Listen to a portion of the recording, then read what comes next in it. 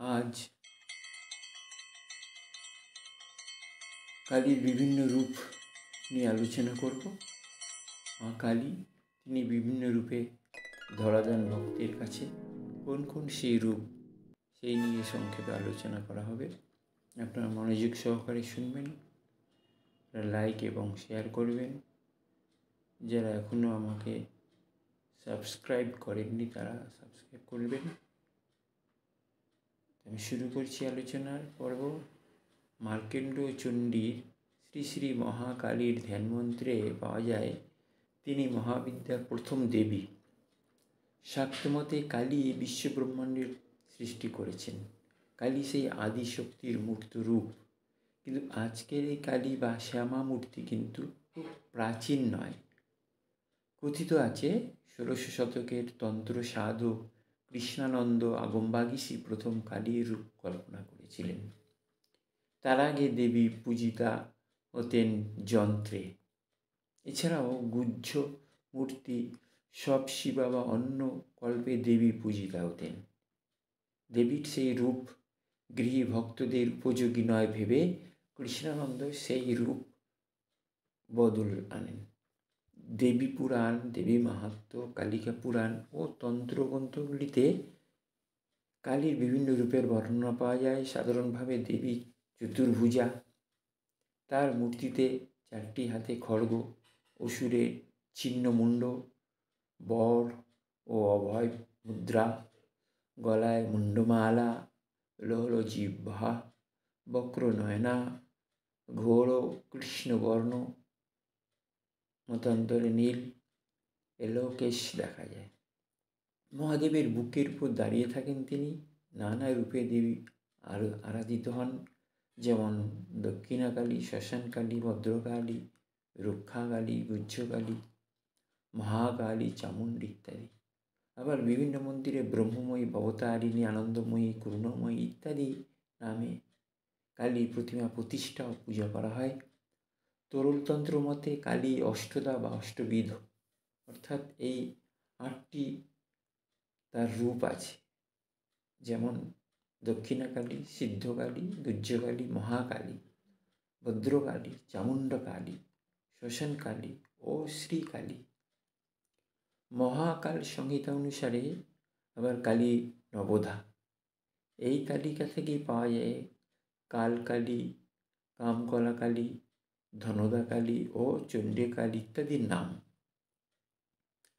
দক্ষিণাকালী, দক্ষিণাকালী সম্বন্ধে আমরা কিছু বলবো। যেমন দেবীর সর্বাপেক্ষা প্রসিদ্ধ মূর্তি দক্ষিণাকালী। বলা হয় দক্ষিণ দিকের অধিপতি যম যে কালীর ভয়ে পলায়ন করেন তিনিই দক্ষিণাকালী। দেবী করাল বদনা, ঘোড়া, মুক্তকেশী, চতুর্ভুজা, মুন্ড মাল বিভূষিতা। তার সেই বাম করযুগলে সদ্যচ্ছিন্ন নরমুণ্ড ও খড়গ, দক্ষিণ করের একটিতে বর ও অপরটিতে অভয় মুদ্রা। তার গাত্রবর্ণ মহামেঘের ন্যায়। তিনি মহাভীমা, হাস্যযুক্তা ও মুহুর্মুহু রক্তপানকারিণী। দেবীর দক্ষিণ পদ মহাদেবের পক্ষে স্থাপিত। এরপর আলোচনা করব সিদ্ধকালী। গৃহস্থের বাড়িতে সিদ্ধকালীর পূজা হয় না। তিনি মূলত সিদ্ধ সাধকদের ধ্যান আরাধ্যা। কালীতন্ত্রে দেবীকে দ্বিভুজা রূপে কল্পনা করা হয়েছে। অন্যত্র তিনি ব্রহ্মরূপা ভুবনেশ্বরী। তার মূর্তির দক্ষিণহস্তে ধৃত খড়গের আঘাতে চন্দ্রমণ্ডল থেকে অমৃত রস নিঃসৃত হয়। সেই অমৃত রস বাম হস্তের কপালপাত্রে ধারণ করে পরমানন্দে পান করেন দেবী। তিনি সালঙ্কারা। তার দক্ষিণ পদে শিবের বুকে ও বাম পদে শিবের উরুদয়ের মধ্যস্থলে স্থাপিত। এরপরে আমরা গুহ্যকালী সম্বন্ধে বলবো। গুহ্যকালী বা অকালীর রূপ গৃহস্থের কাছে অপ্রকাশ্য। তিনি সাধকদের আরাধ্যা। তিনি রূপকল্প ভয়ঙ্কর, গাত্রবর্ণ গাঢ় মেঘের ন্যায়, লোল জিহ্বা, দ্বিভুজা। দেবীর গলায় 50টি নরমুণ্ডের মালা, কোটিতে ক্ষুদ্র ক্ষুদ্র কৃষ্ণবস্ত্র, স্কন্ধে নাগ যজ্ঞোপবীত, মস্তকে জটা ও অর্ধচন্দ্র, কর্ণে সব দেহরূপী অলঙ্কার, চতুর্দিকে নাগ ফণা দ্বারা বেষ্টিত ও নাগা আসনে উপবিষ্টা। দেবীর বাম কঙ্কনে তক্ষক সর্পরাজ ও দক্ষিণ কঙ্কনে অনন্ত নাগরাজ। বামে বৎসরূপী শিব, তিনি নবরত্নাভূষিতা, অষ্টহাস্যকারিণী, মহাভীমা ও সাধকের অভীষ্ট ফল প্রদায়িনী। নারদাদি ঋষিগণ শিবমোহিনী গুহ্যকালীর সেবা করেন। মহাকাল সংহিতা মতে নববিধা কালীর মধ্যে গুহ্যকালী সর্বপ্রধানা। তার মন্ত্র বহু, প্রায় 18 প্রকারের। এরপরে মহাকালী সম্বন্ধে আমরা বলবো। তন্ত্রসার গ্রন্থ মতে মহাকালী পঞ্চবক্ত্রা ও পঞ্চদশনয়না। তবে কালিকা পুরাণে তাকে আদ্যাশক্তি, দশবক্ত্রা, দশভুজা, দশপাদা ও ত্রিংশলোচনা রূপে কল্পনা করা হয়েছে। তার 10 হাতে রয়েছে যথাক্রমে খড়গ, চক্র, গদা, ধনুক, বাণ, পরিঘ, শূল, ভূষুণ্ডী, নরমুণ্ড ও শঙ্খ। ইনি ভৈরবী। তবে গুহ্যকালীর সঙ্গে তার পার্থক্য রয়েছে। ইনি সাধন পর্বে ভক্তকে উৎকট ভীতি প্রদর্শন করলেও অন্তে ভক্তকে কাঙ্ক্ষিত ফল প্রদান করেন। এরপর আমরা ভদ্রকালী নিয়ে আলোচনা করি। এখানে ভদ্র শব্দের অর্থ কল্যাণ এবং কাল শব্দের অর্থ শেষ সময়। যিনি মৃত্যুকালে জীবের মঙ্গল বিধান করেন তিনিই ভদ্রকালী। কালিকা পুরাণ মতে ভদ্রকালীর গাত্রবর্ণ অতসী পুষ্পের ন্যায়, মাথায় জটা, ললাটে অর্ধচন্দ্র। তন্ত্রমতে অবশ্য তিনি মসির ন্যায় কৃষ্ণবর্ণা, কোটরাক্ষী, সর্বদা ক্ষুধিতা, মুক্তকেশী। তিনি জগৎকে গ্রাস করছেন। তার হাতে জ্বলন্ত অগ্নিশিখা ও পাশযুগ্ম। সকল অবিদ্যার দেবী তিনি। তারপর আসছি চামুণ্ডী কলা কালী বা চামুণ্ডা।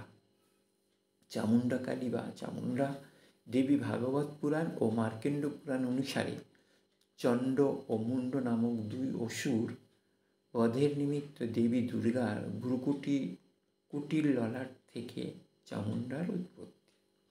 অস্থিচর্মসার বিকট দন্ত দেবীর, হস্তে অস্ত্র, দণ্ড ও চন্দ্রহাস, পরিধানে ব্যাঘ্রচর্ম। দুর্গাপূজার মহাষ্টমী ও মহানবমী সন্ধিক্ষণে আয়োজিত সন্ধি পূজার সময় দেবী চামুণ্ডার পুজো হয়। অগ্নিপুরাণে 8 প্রকার চামুণ্ডার কথা বলা হয়েছে, তার মন্ত্রও অনেক। এরপর শ্মশান কালী। কালীর এই রূপকে শ্মশানের অধিষ্ঠাত্রী দেবী মনে করা হয়। তন্ত্রসাধক কৃষ্ণানন্দ আগমবাগীশ রচিত বৃহৎ তন্ত্রসার অনুসারে এই দেবীর গায়ের রং কাজলের মতন কালো, চোখ দুটি রক্ত পিঙ্গল বর্ণের, আলুলায়িত কেশ, দেহ শুকনো ও ভয়ঙ্কর। তার ডান হাতে সদ্য ছিন্ন নরমুণ্ড, বাঁ হাতে আশকপূর্ণ নরমুণ্ড নির্মিত পানপাত্র। শ্মশানকালীর আরেকটি রূপে তার বাঁ পা শিবের বুকে স্থাপিত ও ডান হাতে ধরা খড়গ। এই রূপটিও ভয়ঙ্কর। গৃহস্থ বাড়িতে বা পাড়ার সর্বজনীনভাবে শ্মশানকালীর পূজা হয় না। শ্রীরামকৃষ্ণ পরমহংসদেব বলেছিলেন, শ্মশানকালীর ছবিও গৃহস্থের বাড়িতে রাখা উচিত না। শ্রীকালী দেবীর আরেক রূপ শ্রীকালী। অনেকের মধ্যে এই রূপে তিনি দারুক নামক অসুর নাশ করেন। দেবী মহাদেবের শরীরে প্রবেশ করে তার কণ্ঠের বিষে কৃষ্ণবর্ণা হন এবং পরবর্তীকালে মহাদেব শিশুরূপে তার স্তনপান করেন। শিবের ন্যায় ইনিও ত্রিশূলধারিণী ও সর্পযুক্তা। এরপরে আসছে আদ্যাকালী। মহানির্বাণতন্ত্রে এই দেবীর উল্লেখ পাওয়া যায়। আদ্যাকালীর রং মেঘের মতো ঘন নীল, কপালে চন্দ্ররেখা, ত্রিনেত্রা, রক্তবস্ত্র পরিধানে থাকে, প্রস্ফুটিত রক্তপদ্মে দেবী আশিনা পুষ্পের মিষ্টি সুধা পান করে সম্মুখে নিত্যরত মহাকালের নিত্য দর্শন করে আনন্দিতা তিনি। শেষটা হলো রক্ষাকালী। রক্ষাকালীকে দক্ষিণাকালীরই একটি নাগরিক রূপ হিসাবে ধরা হয়। প্রাচীনকালে নগর বা লোকালয়ের রক্ষার জন্য এই দেবীর পূজা করা হতো। দেবীর পূজা মন্ত্র ভিন্ন, স্থানভেদে রক্ষাকালীর বাহন সিংহ।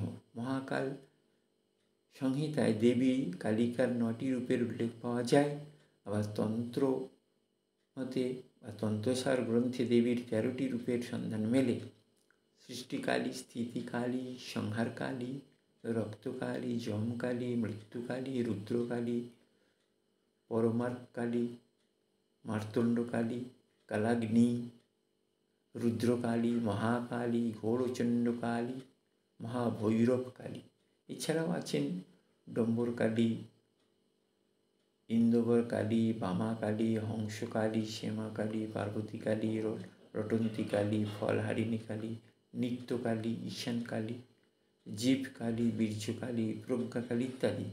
কাল অর্থাৎ সময়ের জন্মদাত্রী, পালন কর্ত্রী এবং প্রলয়কারিণী বলে দেবীর নাম কালী। তিনি শিব বা শব অর্থাৎ মৃত্যুর ওপর